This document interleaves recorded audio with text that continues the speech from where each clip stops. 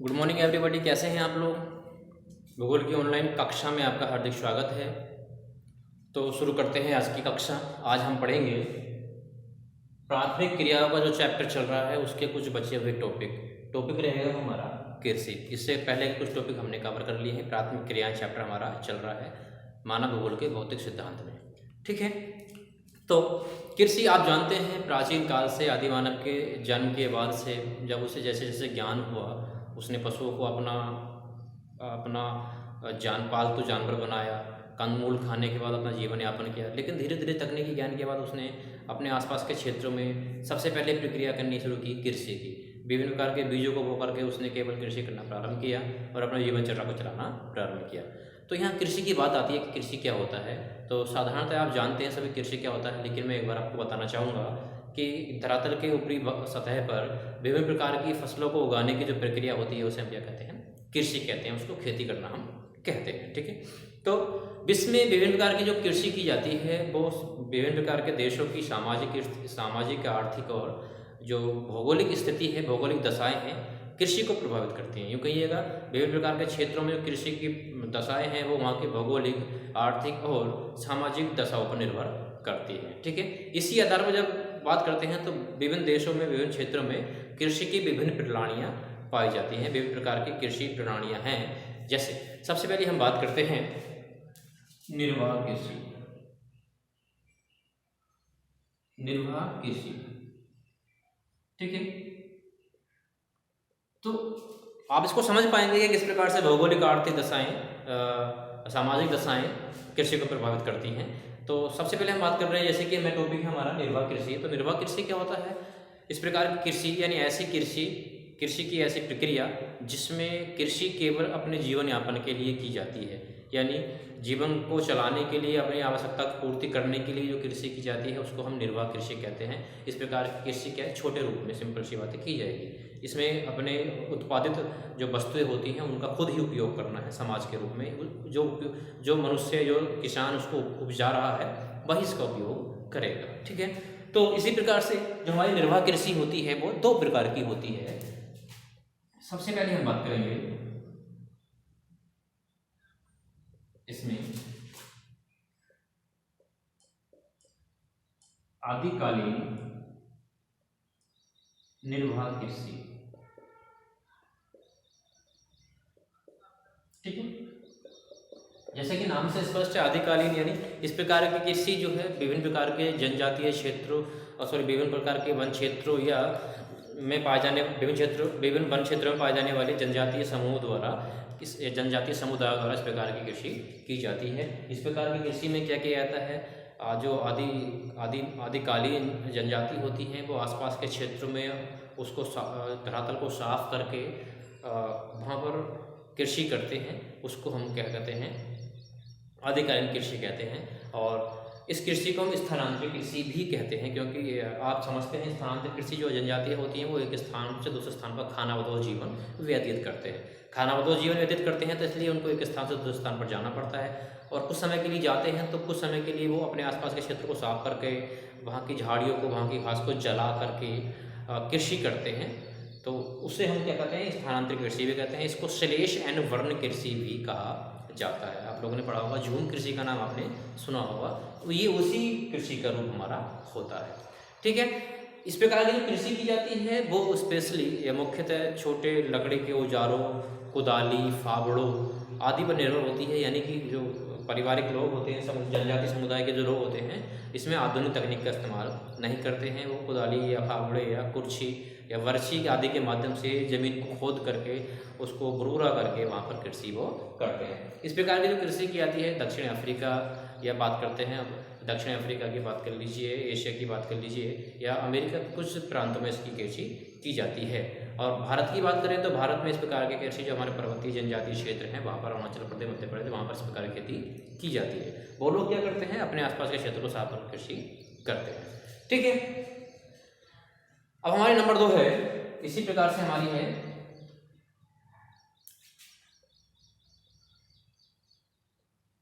गहन निर्वाह कृषि।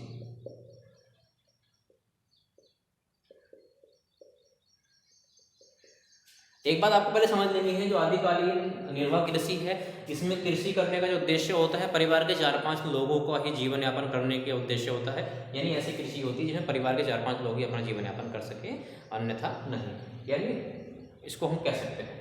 अब हमारी जो बात कर रहे हैं नंबर 2 है गहन निर्वाह कृषि। ये भी हमारा निर्वाह कृषि का ही मतलब प्रकार है, यानी इसमें भी जीवन निर्वाह के लिए कृषि की जाती है। लेकिन इस प्रकार की कृषि जो की जाती है उन क्षेत्रों में की जाती है जहाँ पर जनसंख्या का भार अधिक होता है और भूमि का क्षेत्र बहुत ही कम होता है। यानी कृषि योग्य भूमि लिमिटेड होती है और उस क्षेत्र पर जनसंख्या का भार अधिक होता है, तो उस प्रकार वहाँ पर जो कृषि की जाती है गहन निर्वाह कृषि की जाती है। यानी जनसंख्या का अधिक भार होने के साथ भार का भरण पोषण करने के लिए जो कृषि की जाती है उसे हम क्या कहते हैं, गहन कृषि कहते हैं। केवल उस क्षेत्र की जनसंख्या का भरण पोषण कर सके, उनकी आवश्यकता की पूर्ति वो कर सकती होती है। ठीक है, तो इस प्रकार की जो हमारी गहन निर्वाह कृषि है इसको भी हमने 2 भागों में विभाजित कर दिया है। यहाँ डिवाइड कर देता हूँ जल्दी से। यहाँ पर है हमारी पढ़ रहे हैं नंबर 2 गहन निर्वाह कृषि,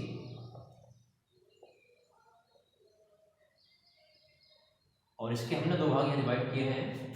क्या में हम करेंगे, चावल प्रधान निर्वाह कृषि, ठीक है। है हमारा चावल रहित निर्वाह कृषि। तो साधारण शब्दों में आपको अगर इसका अर्थ देखा जाए तो स्पष्ट हो गया होगा। यानी चावल प्रधान निर्वाह कृषि इस प्रकार की कृषि ऐसे क्षेत्रों में जहाँ पर चावल को प्रधानता दी जाती है, चावल की प्रमुखता को की कृषि की जाती है, उस कृषि को हम क्या कहते हैं, चावल प्रधान कृषि कहते हैं। यानी इसकी मुख्य उपज क्या होती है, चावल होती है, मुख्य फसल क्या होती है, चावल होती है। जनसंख्या अधिक होने के कारण, जनसंख्या घनत्व अधिक होने के कारण जो हमारा कृषि क्षेत्र है, चावल प्रधान कृषि का क्षेत्र है, ये भी क्या होता है, छोटा होता है। और क्षेत्र छोटा होने के कारण जनसंख्या का बोझ अधिक होता है और यहाँ पर जो कृषि की जाती है छोटे रूप में की जाती है और इसमें मुख्यतः मानव का श्रम अधिक होता है। यानी मानवीय श्रम की अधिकता इसमें देखने को मिलती है। इसमें तकनीकी यंत्रों का इसमें इस्तेमाल कम किया जाता है। ठीक है, एशिया के विभिन्न क्षेत्रों में, मध्य एशिया के क्षेत्रों में इस प्रकार की कृषि की जाती है। ठीक है, अब हम बात करते हैं चावल रहित निर्वाह कृषि।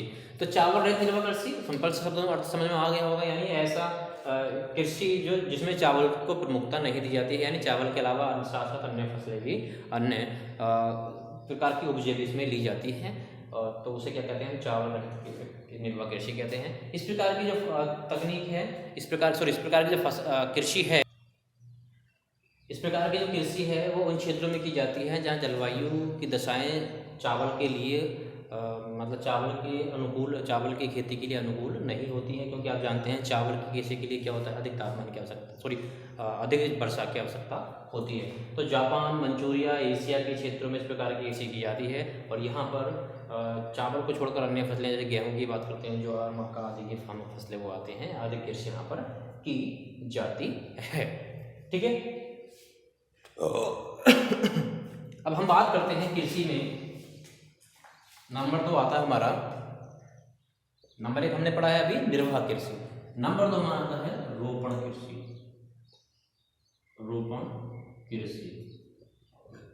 रोपण कृषि का मतलब होता है यानी विभिन्न प्रकार के पौधों को रोप करके जो कृषि की जाती है उसे क्या कहते हैं, हम रोपण कृषि कहते हैं। इसको हम कभी कभी बागाती कृषि भी कहते हैं, क्योंकि इसकी एक विशेषता होती है, एक बार पौधे लगा दिए जाने के बाद उससे हम कई वर्षों तक फसलें उगा सकते हैं। तो ये हमारी कहलाती है रोपण कृषि। इसकी इस प्रकार की जो हमारी कृषि है उसमें हम बात करते हैं चाय की, हम बात करते हैं आम की, हम बात करते हैं या कॉफ़ी की हम बात करते हैं, या अन्य वो जो एक साल से अधिक उपजे देने वाली जो कृषियाँ होती हैं वो हमारी कहलाती हैं रोपण कृषि, जिनको एक बार लगाने के बाद हम बार बार उससे उपज लेते हैं। इस प्रकार की कृषि की विशेषता यह होती है कि इसका जो आकार होता है वो विस्तृत होता है। इसमें आधुनिक तकनीकों का इस्तेमाल किया जाता है।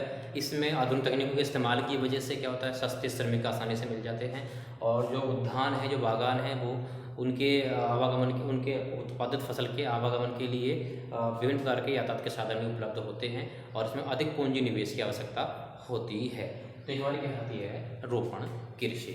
ठीक है,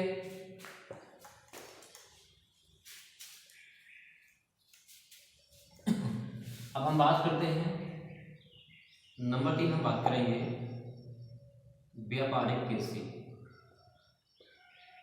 व्यापारिक कृषि। ठीक है, इस प्रकार की जो कृषि है वो व्यापार के उद्देश्य से की जाती है। सिंपल सी बात है, व्यापार के उद्देश्य से की जा रही होगी तो उसका जो उत्पादन क्षमता है वो भी अधिक होती है, और यह बड़े बड़े फार्मों के रूप में बड़े बड़े क्षेत्रों पर की जाती है। इसमें आधुनिक तकनीकों का इस्तेमाल किया जाता है। पूंजी निवेश की अधिक आवश्यकता होती है। जो हमारा परिश्रम का कार्य है, श्रम का कार्य है, वो मशीनों के माध्यम से किया जाता है। इसमें जैविक रसायनों का इस्तेमाल भी, जैविक खादों या हम बात करते हैं कीटनाशकों का, जो रासायनिक खाद है उनका इस्तेमाल भी किया जाता है। तो इस प्रकार की जो कृषि है उसमें हम विभिन्न प्रकार के खाद्यान्नों को सम्मिलित कर सकते हैं जिनकी आवश्यकता अधिक होती है। ठीक है, इस प्रकार की कृषि का जो क्षेत्र है वो विश्व में विभिन्न भागों में है। जैसे बात करते हैं उत्तरी अमेरिका के डाउन्स की हम बात करते हैं, या उत्तरी अमेरिका के प्रेरीज की हम बात करते हैं, अर्जेंटीना के पंपास की हम बात करते हैं, दक्षिण अफ्रीका के बेड्स की हम बात करते हैं, ऑस्ट्रेलिया के डाउन्स की हम बात करते हैं। इन क्षेत्रों में इस प्रकार की कृषि अधिकता से देखने को मिलती है, यानी इस प्रकार की कृषि के क्षेत्र वहाँ पर अधिकता से हैं। अगला आता है हमारा नंबर 4 में हम बात करेंगे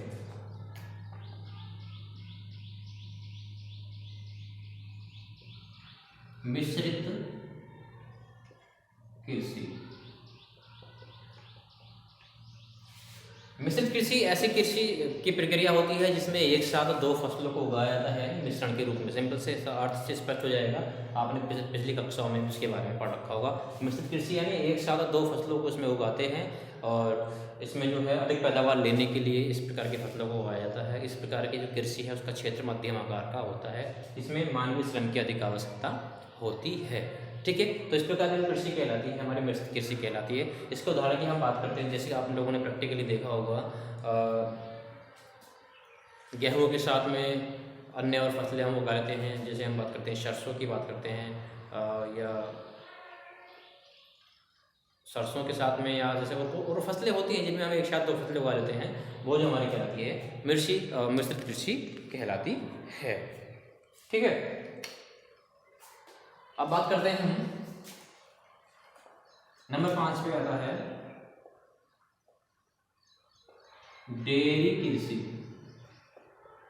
डेयरी कृषि का मतलब होता है कृषि की ऐसी व्यवस्था जिसमें कृषि के साथ साथ डेयरी उद्योग को भी ध्यान में रख करके किया जाता है। इस कृषि के साथ साथ क्या है, पशुओं को पशुपालन किया जाता है अधिक मात्रा में, और उनके लिए चारागाह, उनके लिए चारे की फसलें उगाई जाती हैं, जिससे क्या है डेयरी उद्योग भी चलता रहे, हमारी कृषि भी होती रहे। इस प्रकार की कृषि को क्या कहते हैं हम, डेयरी कृषि कहते हैं।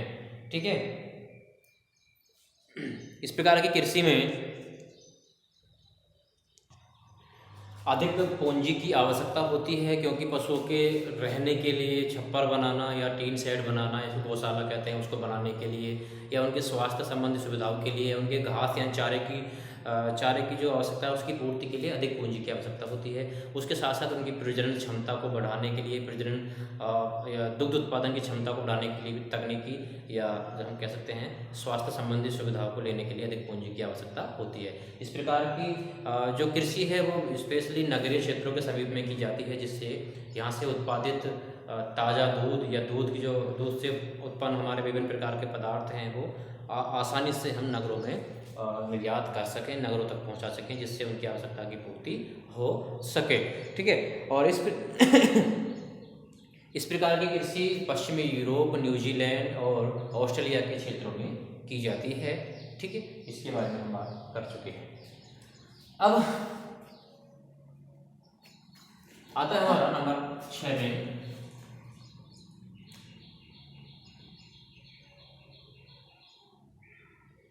भूमध्य सागरीय कृषि। तो भूमध्य सागरीय कृषि का मतलब है भूमध्य सागर के क्षेत्र में जो कृषि की जाती है उसको हम भूमध्य सागरीय कृषि कहते हैं।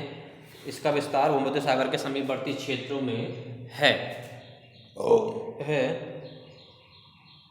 ठीक है, इस प्रकार की कृषि में अंगूर की फसल सबसे इम्पोर्टेंट मानी जाती है, यानी अंगूर की फसल यहाँ पर भूमध्य सागर क्षेत्र में उगाई जाती है। यह अंगूर की कृषि इसका प्रमुख एक क्षेत्र है। ठीक है, अब है हमारा नंबर 7 पे हम बात करेंगे बाजार के लिए सब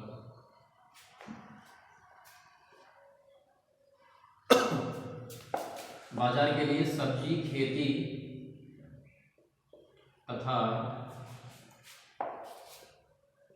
उद्यान कृषि।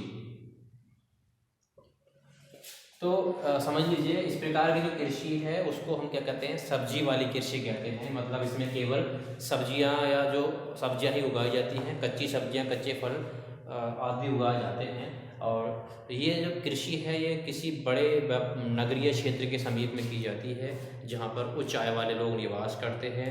और इससे जो कृषि है उसका क्षेत्र है वो बहुत ही उसका आकार जो है वो छोटा होता है और इसमें अधिक पूंजी की आवश्यकता होती है, क्योंकि इसमें अधिक कीटनाशकों, उर्वरकों, रासायनिक उर्वरकों या जैविक खादों की अधिकता से उपयोग किया जाता है और उनके आवागमन के लिए अधिक यातायात के साधनों का इस्तेमाल भी किया जाता है। ठीक है, तो इस प्रकार की कृषि।